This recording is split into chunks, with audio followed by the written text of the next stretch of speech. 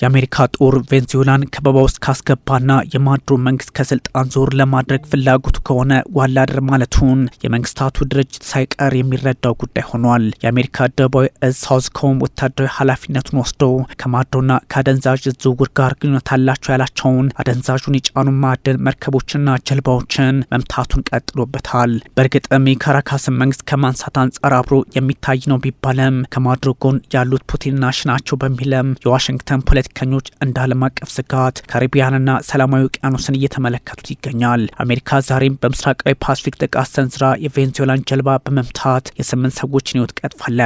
ዋሽንግተን በትሪኒዳድና ቶቤጎ ከቬንዙዌላ 12 ኪሎ ሜትር ርቀት ላይ ወታደሮቿን እያሰፈረች እንዲሁም ከባድ ጦር መሳሪያዎችን እያራገፈች ባለችበት ሰዓት የተፈጸመ ጥቃት መሆኑ ስጋቱን ያክፈዋል በሚል በርካቶች ሀሳባቸውን እየገለጹ ይገኛል። ሶስቱ አዳዲስ ጥቃቶች የተፈጸሙት ትሪኒዳድና ቶቤጎ ላይ በተመሳይ ወታደራዊ ጡንቻዋን ያሳሰበች ባለችበት ቅጽበት ሆኖ ተመዝግቧል። ትሪኒዳድና ቶቤጎ በካሪቢያን የምትገኝ ቅርብ የቬንዙዌላ ጎረቤት ናት። ትሪኒዳድና ቶቤጎ አሜሪካ በላቲን አሜሪካ የምታደርገውን ወታደራዊ ዘመቻ በመደገፍ የምትታወቅ እንዲሁም የቬንዙዌላ መንግስት ላይ ጫና እንዲፈጠር ከሚፈልጉ ሀገራት ውስጥ ግንባር ቀደም ሆናለች። ትሪኒዳድና ቶቤጎ በካሪቢያን የመጨረሻዋ ደቡባዊ ክፍል ስትሆን ትሪኒዳድ እንዲሁም ቶቤጎ የተሰኙ ግዙፍ ደሴቶችና ሌሎች አነስተኛ ስፍራዎችን ያካተተች አገር መሆኗንም መረጃው ልብ ይለዋል። ለዚህም ነው አሁናዊ ወታደራዊ ውጥረቱ ከዚች ሀገር እየተነሱ ቬንዙዌላን እንደ መምታት የሚቆጠር እየሆነ የመጣው። በላቲን አሜሪካ ያለው የዋሽንግተን ወታደራዊ ግንባታ የሚያሳየው ደግሞ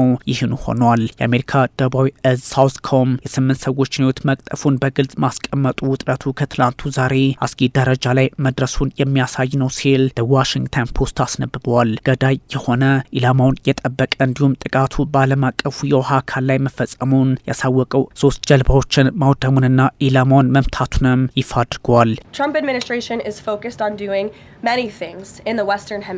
የትራምፕ አስተዳደር በምዕራቡ ንፍቀ ክበብ ብዙ ስራዎችን ትኩረት ሰጥቶ እየሰራ ነው። ፕሬዚዳንቱ ከዚህ ቀደም በተደጋጋሚ በየትኛውም አስተዳደር ሆኖ የማያውቅ አዲስ መንገድ እየተከተሉ ነው። በእርግጥ በራሳችን አፍንጫ ስር ምን እየሆነ ነው የሚለው ላይ ማተኮር ነው። ለዚህ አስተዳደር 2 ጠቃሚ ጉዳዮች አሉ።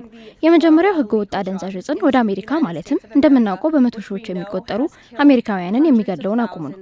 ፕሬዚዳንቱ በምርጫ ቅስቀሳ ወቅት በተለይም በራሳቸው ንፍቀ ክበብ ውስጥ የአደንዛዥ እጽ ዝውውርንና አሸባሪዎችን በዓለም ዙሪያ ለማውደም ቃል ገብተው ነበር። እናም እንደምታዩት ቃላቸውን እያከበሩ ነው። ይህ ሁሉ ጉዳይ ከፔንታጎን የተቀዳ ነው። መንገዶች ሁሉ የኒኮላስ ማዱሮ መንግስት ከበባ ውስጥ ማስገባት እየሆነ መምጣቱን የሚያሳይ ነው የሚል ወታደራዊ አረዳድ ያላቸው ሩሲያና ቻይና የተለያዩ ጥያቄዎችን በካሪቢያን አካባቢ ስላለው ውጥረት ማንሳት ጀምረዋል። በተለይም ፕሬዚዳንት ቭላዲሚር ፑቲን ከማዱሮ መንግስት ጎን መቆማቸውን በገሃድ ማሳወቃቸው ጉዳዩ የዓለም ፖለቲካ ውጥረት ውስጥ ከኢንዶ ፓሲፊክ፣ ከሩሲያ፣ ዩክሬን፣ ከመካከለኛው ምስራቅ፣ ከካምቦዲያና ታይላንድ፣ ከአፍሪካ ቀንድ ባሻገር አስቸጋሪ ወታደራዊ አካሄድ ያደርገዋል። አሜሪካ ግዙፉን እዟን ዩኤስኤስ ጀራልድ ፎርድን ሳይቀር ማንቀሳቀሷ እንዲሁም የትራምፕ አስተዳደር አዲስ የባህር ላይ ስልት መንደፉን ጫናውን እስከ ቻይና ድሶታል።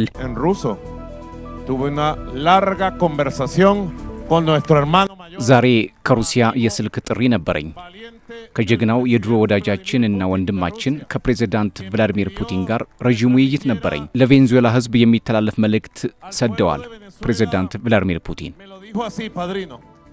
ከዚህ ባሻገርም ደግሞ የቻይና ኃይሎች በተለያዩ ወታደራዊ እንቅስቃሴዎች ውስጥ ሆነው መርከቦቻቸውን በአሜሪካ ጦር እስከ ማስመታት ደርሰዋል የሚሉ መረጃዎችን መውጣታቸው ጉዳዩን ያወሳሰበው ቀጥሏል። በተለይም ፕሬዚዳንት ዶናልድ ትራምፕ በዓለም ላይ ዋሽንግተን ልታጣው የምትችለውን ፖለቲካዊና ኢኮኖሚያዊ ተጠቃሚነት ከአውሮፓውያን ውጭ ወደ አፍሪካና ሩሲያ እያደረጉ መምጣታቸው ሳያንስ የባህር ላይ ጥቃቶችን በካሪቢያንና ምስራቃዊ ፓሲፊክ ላይ ማጠናከራቸው ስጋቱ ለቬንዙዌላ ኃይሎች ብቻ እንዳልሆነ ፍንጭ ይሰጣል። ከቻይና ወደ ኢራን ትጓዝ ነበር የተባለችው ካርጎም በዚህ ልክ ጫና ውስጥ መግባቷ የፕሬዚዳንት ዶናልድ ትራምፕ አዲስ ስልት መሆኑን ይጠቁማል ተብሏል። ዩናይትድ ስቴትስ በዓለም አቀፍ ዘመቻዎች ላይ የሚሳተፉ 11 የተጣመሩ የውጊያ እዞች አሏት ሲሆን ምድርን ሙሉ ለሙሉ በ750 የጦር ሰፈሮቿ በኩል ማድረስ የሚችሉም እንደሆነ ይነገርላቸዋል። ኢንዶፓኮም እንዲሁም ስፔስኮም የመሳሰሉት ሳውዝኮምን ጨምሮ ይገኙበታል። ከነዚህ መካከል ደግሞ የካሪቢያኑና የፓሲፊኩን ከቬንዙዌላ አንጻር ቃኝቶ አደገኛ እርምጃ ውስጥ ያለው የደቡቡ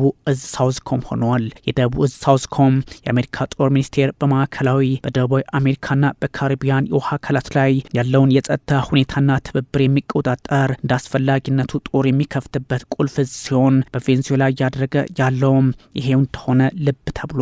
የአሜሪካው መከላከያ ሚኒስትር ፔት ሄግሴት በቀጥተኛ ትዕዛዝ ሳውዝኮም ጥቃት እንዲሰነዝር አድርገዋል በሚል ትችትም እየተሰነዘረባቸው ይገኛል። ለዚህ ደግሞ የተለያዩ ተጠያቂነት እንዲሰፍንም ጥሪ የሚያቀርቡ የዓለም አቀፍ የባህር ላይ ሕግን ጠንቅቀው የሚረዱ ሰዎች ሄግሴትን እየወቀሷቸው ይገኛል። በአሁኑ ጥቃት በመጀመሪያዋ ጀልባ 3 በሁለተኛዋ 2 በሶስተኛዋ 3 ሰዎች ህይወታቸውን ማጣታቸው ሳያንስ አሁንም አሜሪካ ጥቃቷን አጠናክራ እንደምትቀጥል ሄግሴት መናገራቸው የትራምፕ አስተዳደር የውጭ ፖሊሲ ውጤት እንደሆነ ይጠቁማልም ተብሏል። በእርግጥ ፕሬዚዳንት ዶናልድ ትራምፕ አሁን ስጋቶቹን ሁሉ ከራሳቸው አንጻር የሚቃኙበት ብቻ ሳይሆን ከቻይናና ከሩሲያ አንጻር አሊያም የሁለቱን ሀገራት ግስጋሴ ከመስጋት አንጻርም እንደሆነ እየተነገረ ይገኛል።